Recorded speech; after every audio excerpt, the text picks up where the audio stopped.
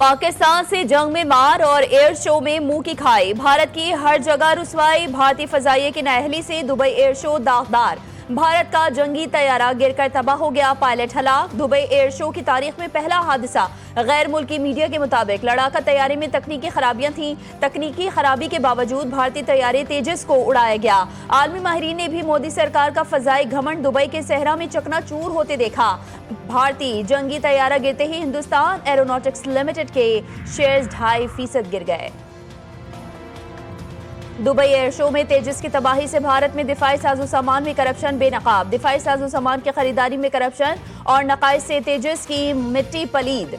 तेजस तैयारी की तबाही भारत की दिफाई नाअहली और करप्शन की वजह से हुई। भारतीय एयर चीफ AP सिंह कुछ अर्सा कबल ही दिफाई मुआहदों में बदउनवानी और नाअहली का पर्दा चाक कर चुके हैं। AP सिंह का कहना था कि टाइमलाइन का जनाजा निकल चुका, कोई भी दिफाई प्रोजेक्ट वक्त पर मुकम्मल नहीं होता। ऑपरेशन सिंदूर भारत की दिफाई क़यादत के लिए आंखें खोल देने वाला है।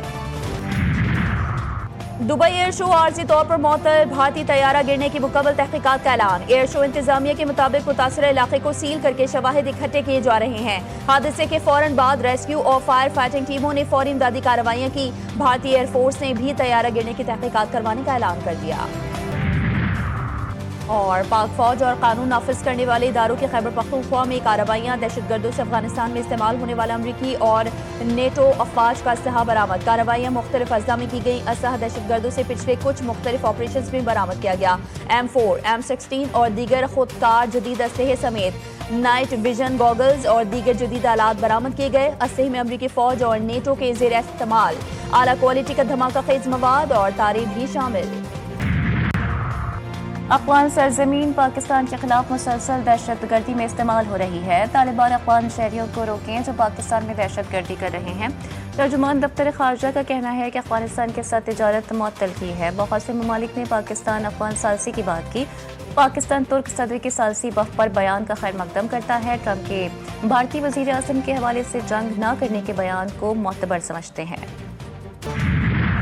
वज़ीर आला खैबर पख्तूनख्वा पर इंतजामिया और इलेक्शन कमीशन को धमकी देने का इल्जाम। इलेक्शन कमीशन में समात। सुहेल आफरीदी की जानिब से वकील अली बुखारी पेश हुए। इलेक्शन कमीशन ने वज़ीर आला को आज हाजिरी से इस्तिस्ना दे दिया।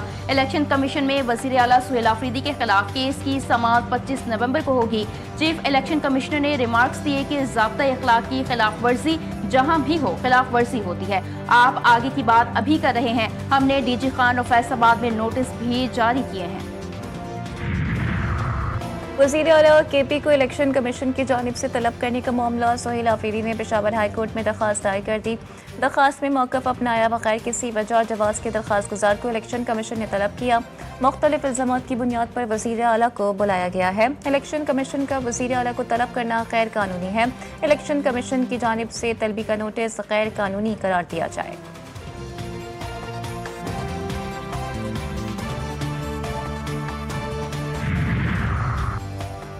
वज़ीर मुमलिकत बराए दाखिला तलाल चौधरी 24 नवंबर को तलब। इलेक्शन कमीशन ने इंतखाबी ज़ाब्ते अखलाक की खिलाफ वर्जी पर नोटिस जारी कर दिया।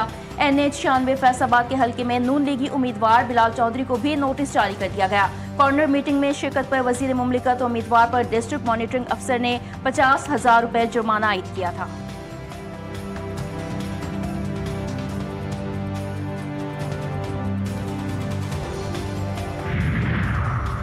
कौमी असम्बली का इजलास 27 नवंबर को तलब करने का फैसला। पार्लिमानी उमूर ने इजलास तलब करने की समरी इरसाल कर दी। इजलास में अहम कानून साजी की जाएगी। सेनेट का इजलास भी 27 नवंबर को तलब करने का फैसला। वज़ीर आज़म मोहम्मद शहबाज शरीफ से वज़ीर इत्तलात सिंध शर्जील इनाम मेमन की मुलाकात। सियासी सूरत हाल और दीगर अहम उमूर पर गुफ्तगू हुई।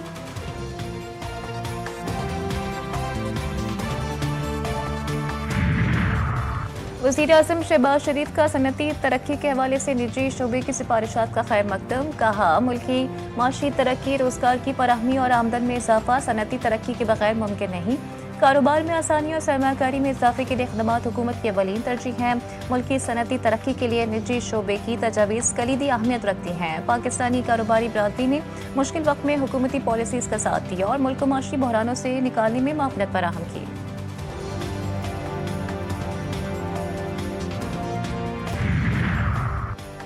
स्कूल के लोगों वाली नोटबुक्स, वर्कबुक्स और यूनिफॉर्म की मशरूत फरोख्त पर मुसाबकती कमीशन का सोमोटो एक्शन। मुसाबकती कमीशन ने 17 बड़े निजी स्कूल सिस्टम्स को शोकाज नोटिस जारी कर दिए।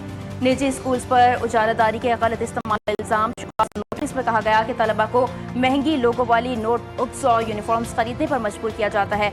मशरूत फरोख्त मुसाबकती एक्ट की खिलाफ वर्जी है। कई निजी स्कूल्स ने मखसूस वेंडर से खुफिया मुआहिदे कर रखे हैं। निजी स्कूल्स को 14 दिन में तहरीरी जवाब जमा करवाने की हिदायत।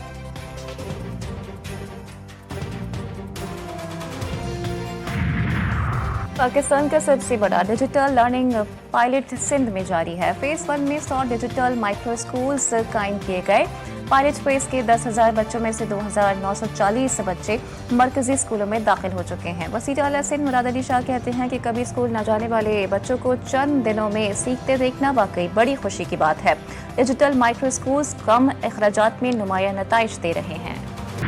कराची में भत्ताखोरी के पै दर पे वाक़यात, कानून नाफिज करने वाले इदारे मुतहर्रिक, 4 मुल्ज़िमान को धर लिया गया। स्पेशल इन्वेस्टिगेशन यूनिट पुलिस और वफाकी हिसास इदारे की छापा मार कार्रवाइयाँ।